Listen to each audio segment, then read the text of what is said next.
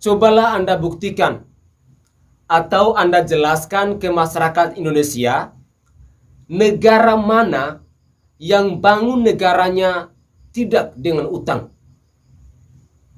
Bapak SBY saja setelah meninggalkan jabatan RI 1 di NKRI ini masih meninggalkan banyak hutang dan banyaknya pembangunan-pembangunan mangkrak yang salah satunya adalah Candi Hambalang.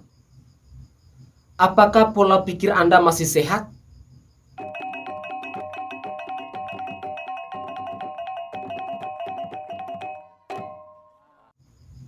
Halo Indonesia, salam NKRI. Pernahkah kalian merasa kalau banyak kader Demokrat yang konyol dan pelan tapi pasti? Partai ini mulai mirip dengan PKS. Kemiripan ini terletak pada kadernya yang ngomongnya sembarangan, ngawur, ngaco, ngalur ngidul, dan sama sekali tidak mendidik. Ucapan mereka ini tidak lebih dari pembodohan publik yang seolah sengaja dibesar-besarkan.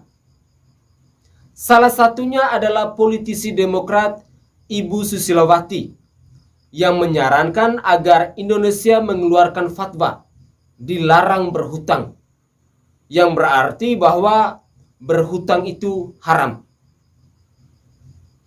Ibu Susilowati ini menyebut hal ini bertujuan agar setiap pemerintahan dapat lebih efektif dalam menjalankan pembangunan nasional dengan menggunakan anggaran keuangan negara.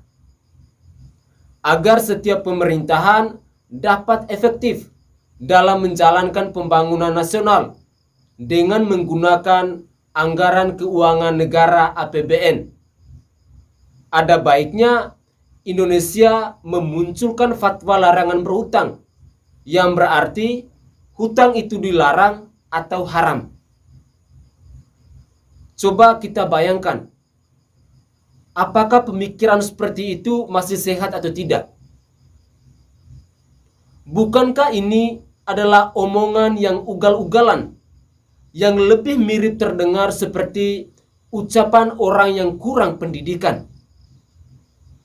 Orang ini sangat asal-asalan dalam mengusulkan sesuatu. Entah apa yang terjadi pada otaknya sehingga bisa bicara seperti itu.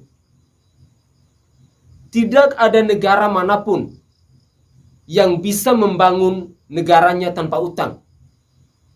Negara-negara maju seperti Amerika Serikat, Jepang, Korea Selatan, Cina, Jerman, dan yang lainnya pun banyak utang yang menumpuk. Negara tetangga kita, misalnya Singapura, juga utangnya banyak. Bahkan rasio utang mereka jauh lebih tinggi dari batas aman yang ditetapkan di Indonesia. Menjalankan pemerintahan itu ibarat sebuah perusahaan. Ingin ekspansi atau membesarkan perusahaan terkadang tidak cukup kalau hanya pakai uang sendiri. Asalkan tujuan, mekanisme, peruntukan, dan penggunaannya jelas, maka utang akan bersifat produktif dan baik. Negara kalau tidak berutang, membangunnya pakai apa? Jadi maksud kader Demokrat ini adalah negara tidak perlu membangun. Cukup jadi negara stagnan tanpa perubahan atau berjalan autopilot seperti yang terjadi pada era mantan prihatin tukang bikin lagu itu. Pembangunan lambat, infrastruktur tertinggal, cuma memberi makan rakyat dengan subsidi yang sebenarnya tidak baik di masa mendatang. Plus banyak yang mangkrak. Candi Hambalang adalah buah dari kemegahan yang terjadi di era mantan prihatin ini. Kalau tunggu sampai ada uang sendiri, maka Indonesia bakal jadi salah satu negara yang paling terbelakang. ketinggalan jauh dari negara lain. Memangnya Indonesia punya uang tak berseri atau punya hak istimewa untuk mencetak uang tanpa batas seperti cetak tisu di toilet? Mudik tahun ini saja seharusnya jadi pelajaran buat kita semua. Bayangkan kalau Bapak Jokowi tidak bangun jalan tol Trans Jawa. Bayangkan gimana macetnya. Pelabuhan Merak Bakauheni yang sedang viral karena ada pemudi yang tak kunjung naik kapal setelah 12 jam itu seharusnya jadi pelajaran kalau infrastruktur itu sangat penting. Masalahnya infrastruktur dibangun pakai apa? Tentu pakai uang yang besar. Yang sayangnya Indonesia tidak punya sebanyak itu. Mau tak mau terpaksa berutang. Tanpa infrastruktur, mungkin mudik tahun ini bakal jadi yang terparah, terburuk, dan paling melelahkan.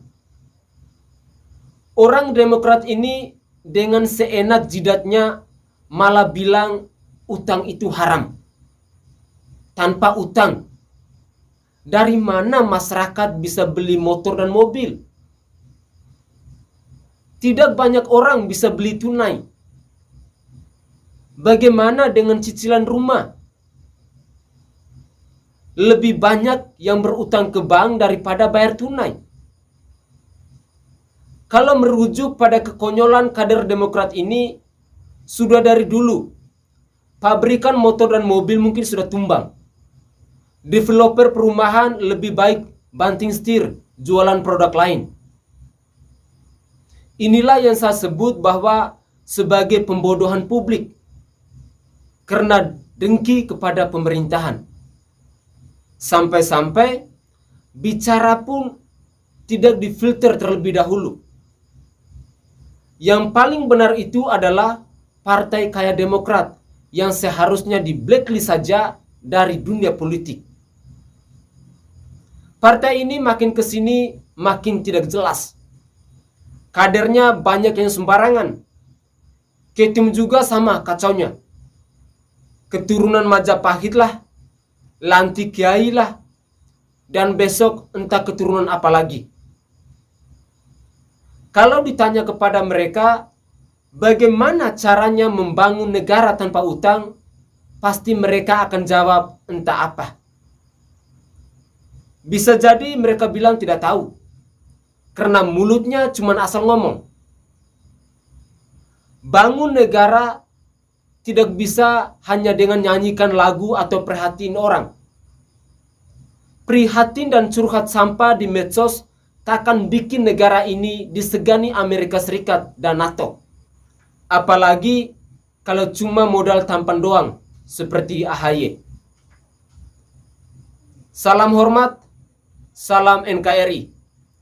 Tetaplah menjadi pribadi yang kritis, khususnya dalam pemilihan presiden di tahun 2024 nanti.